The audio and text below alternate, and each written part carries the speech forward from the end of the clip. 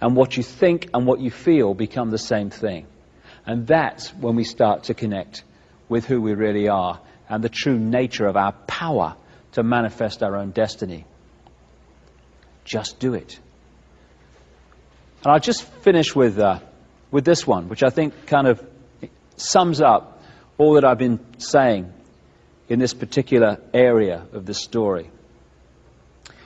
People talk about a soul and the fact that we have a soul. For me, what we call soul, the highest expression of ourselves, is pure love. I don't care who you are, what your background is, what you've done. I don't care if you're Henry Kissinger or George Bush or David Rockefeller or the Queen of England or any of these guys that have been manipulating the world and still are. At that level of yourself, you're pure love. Everyone is. But we can become disconnected from that level and manifest in that disconnection anything but pure love. But that's what we all are, all of us.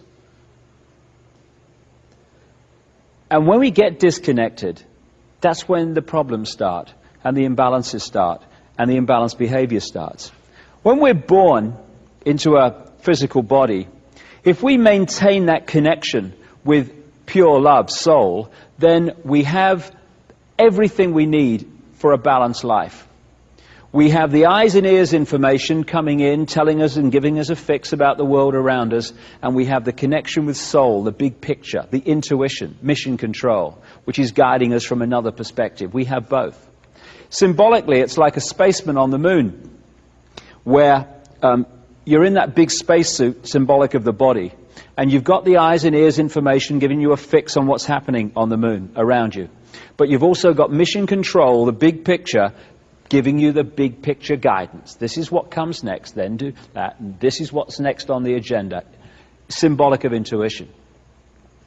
Imagine what would happen if someone came along and cut or dramatically reduced that spaceman's connection to mission control. Suddenly, this is the only information and the vague memory of what should have been happening at this time. They're the only fix we have on who we are and where we are. And that spaceman's behavior would dramatically change within seconds and minutes compared with what it would have been had mission control stayed in big picture contact. And that symbolically is what happens to us when we come into this world.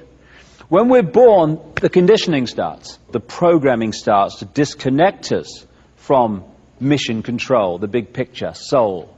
So the eggshells start.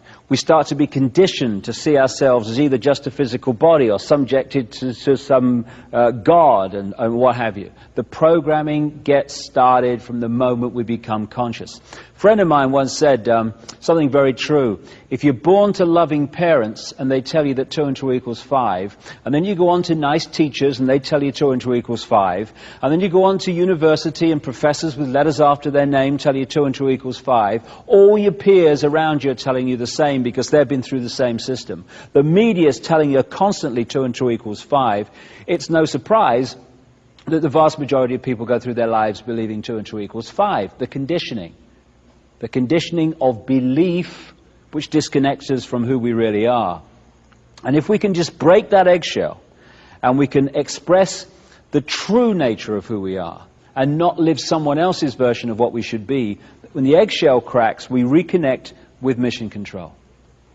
And at that point, we taste freedom. And that is the challenge now that we all have, and the opportunity we all have. The Chinese have a word that means both danger and opportunity. We're at the point now of that choice. Because that's what life is. It's a choice and learning from the consequences of the choice and making different choices and learning from the consequences of them. That's what evolution is. And we're at a point now where we can make incredible leaps as this 26,000-year cycle comes to an end. The next 15 years are going to transform life on Earth. They're going to transform the nature of our perception. They're maybe going to transform some of the physical Earth also.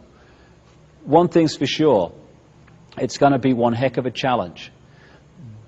But no matter how challenging it gets, one thing remains constant. We live forever. We are everything, and everything is us.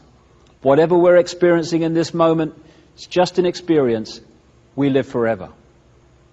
And if we can hold that focus of who we are, we get out of ordinary little man and woman in the street, I've got no power, to I am everything that exists and I can manifest and create whatever I want. We are genius. We've forgotten we're genius. And that's why a few people run the world. I'm going to end with some words by a singer in America who wrote new words to the American national anthem. To get away from the nationalism, he called it the Earth Anthem.